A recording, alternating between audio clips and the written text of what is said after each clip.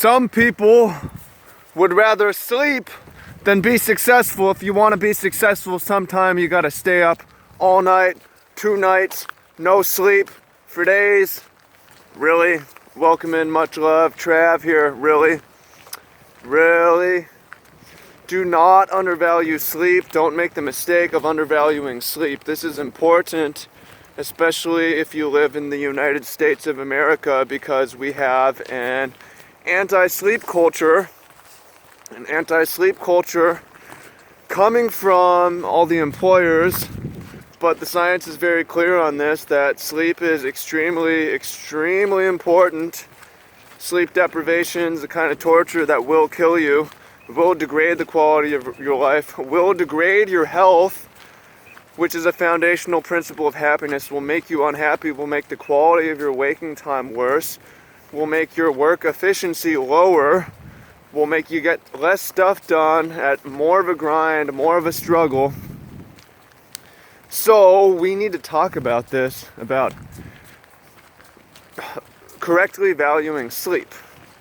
And then we'll talk about some things we can do to improve that. But again, to be clear, there's not really a debate here that sleep, if you go without sleep, you will go insane. You'll feel the quality of your life get really fucking bad. That's the science, right? And if we say success and sleep are mutually exclusive, no, actually, it depends. And first off, shout out to E.T., the hip hop preacher, who that quote comes from. A really famous speech. It's a dope speech. It's really epic, inspiring. But at the same time, that little part of it creates problems for people, the no sleep part, and it creates problems for a lot of people in America. And first, why it is especially, and I say it's an American thing, because siestas are real in Spain and France, presumably Italy. I haven't been there. The restaurants will actually close during the midday and people will go chill and sleep or hang out, whatever. That's a real thing that we don't have in America. America, we're more capitalist, which I'm okay with. We're more entrepreneurial, which I like. I like to grind it. But also the employees, our overlords, don't want to squeeze extra hours out of us. They want us to work 40, 50 hours a week. They want you to eat your lunch and then get back to your desk immediately and go to work. They're not going to tell you how important it is. And then when you have the schools as well, the schools, a lot of it, especially in the cities, are just planned around traffic, which is why when I was in high school and middle school, I was waking up at 6 a.m. and going, this is common for you, your kid, whatever, 6 a.m., it's dark, catching the bus at 6:40 to start school at 7:40 before traffic starts. That's the whole reason they plan it like that. Obviously, I'm fucking exhausted, even if I'm asleep by... You expect like a 15-year-old boy to be asleep by 10 a.m.? And even then, that's 8 hours of sleep. Which... And this is something you should know as well. You should go check it out. Google recommended amount of sleep by scientists. It will surprise you, because especially for a pubescent kid, 8 hours is not enough. It's more in the range of 10 or even more, associated with growth and achieving your full potential. It decreases, but basically, for the most part, you need a lot of sleep, and as you get older, you need less. 8 is reasonable for a grown person, but even for a young person, that's probably not enough. They're going to be tired. They're going to be sleepy, and we shouldn't make them feel lazy. Hey, you're lazy, you're sleeping, you should be working. Well, this is important. It's about working efficiently, about working well, about having a high quality of work. This is an edge I've always had in life, is I always valued sleep highly. I always valued sleep highly. I believe that's an edge I've had. Some people perhaps don't need it. I mean, you hear some people sleep 4-6 hours. Those are exceptions that I'm very skeptical of. But remember, when it comes to getting work done, It's not about how much gas you put in the car. We don't want to put in more gas to travel the same distance. We want to put in less gas to travel greater distance. We want to be efficient. We want our brain to be sharp. We want to perform.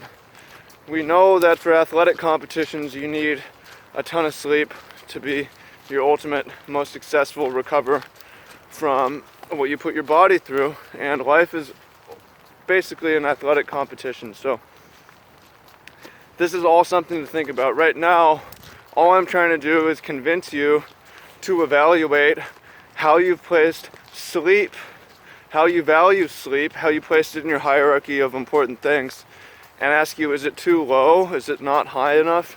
If you raised it up, just increase the importance of sleep, are you going to be more alert?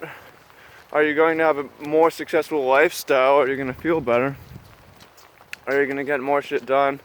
Are you going to have less stress hormones blasting off in your brain when your alarm clock goes off at 7 a.m.? It's some things to think about, right? So, very, very important. If I've convinced you, good. If I haven't, I don't know. If I have not convinced you, leave a comment in the comments below. I think we'd all like to hear it. But for those of us who are like, all right, I agree with you, how do I get better sleep? So I have a few other videos on this. Three keys to waking up earlier is a good one. How to become a morning person and stuff like that. But some of the basic keys are: know how much your body really wants. It may be more or less, and how much you want is what you're consistently waking up without an alarm. For me, it's in the range of 9 hours.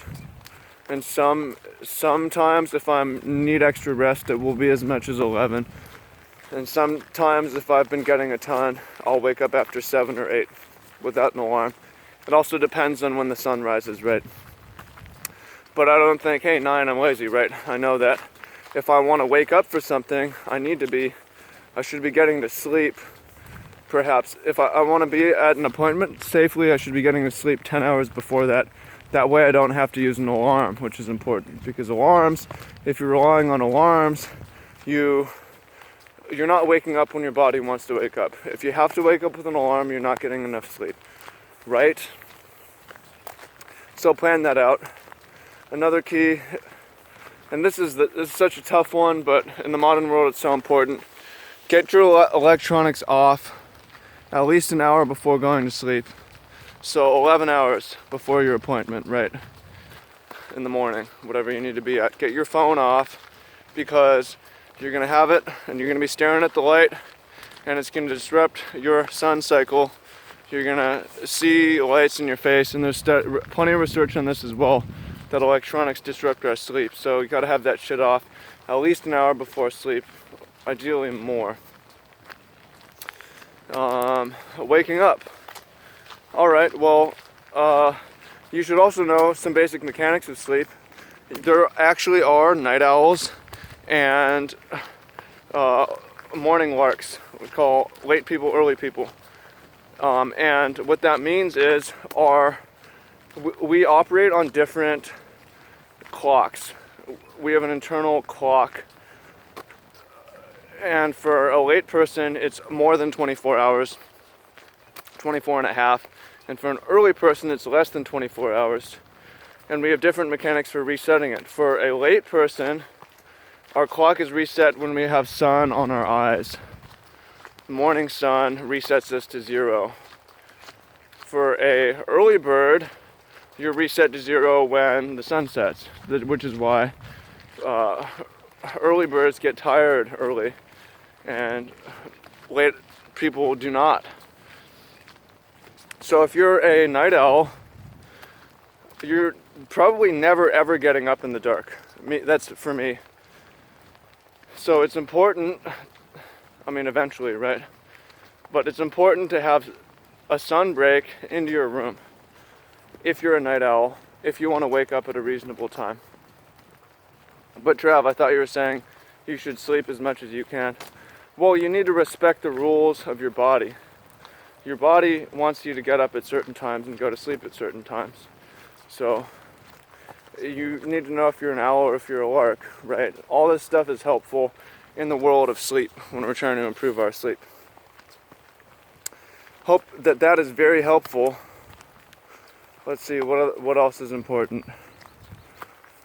I haven't made a video on sleep postures. That's important. I have made a video on that on another channel, but I will do that again soon. Sleep postures. Oh, here's another key. Eat before sleep. There's mythology that you should not eat before sleep. It's a bunch of bullshit. Eating goes very well with sleeping. Obviously, sympathetic nervous system, digestion, sleep go very well together. So before sleep is actually the best time to eat. That way you're going to go to sleep quickly and you're not going to wake up hungry, so you don't have to eat breakfast if you don't want to. It's easy to fast. When you eat before sleep, it's easy to fast in the days. It's also easy to fall asleep early and not wake up hungry. That all is very important. And you think about it, sleep is anywhere, on the very short end, like 6-7 hours. On the high end, you're in bed for 10-11 hours. That's a long time to not eat, right? It's a workout. Your body doesn't shut off when you're sleeping. You're tossing and turning as part of and that's something we'll talk about with the sleep postures, is what postures you're in for how long, etc. But the point is that you're moving for 10 hours. At the least you're breathing, and you need fuel for that or you're going to be weak in the mornings. And when you're weak in the mornings, you're going to cave for some donuts and stuff like that. That's not what you want. Other keys to better sleep. Make sure the room's the right temperature. If you want a cold room, put a lot of blankets. That's pretty nice, but it can actually make it hard to get up in the morning. Lie in bed extra long because it's hard to get out when it's cold outside. You can heat the room. That can make things easier. It really depends though. Let's see, other keys to better sleep. That's all I got for you right now. I hope you find that helpful, but they say some people would rather sleep than be successful, and I would say that only not successful people get good sleep. It depends what sort of success we're going for. I'm going for a lifestyle success. I want to live a good life. I want to get high quality sleep. I'm willing to sacrifice it for certain periods to do certain things, but I want to be a high performer. I want to be a high achiever. I want to work at an efficient rate. I want to be very healthy and reap the rewards of that.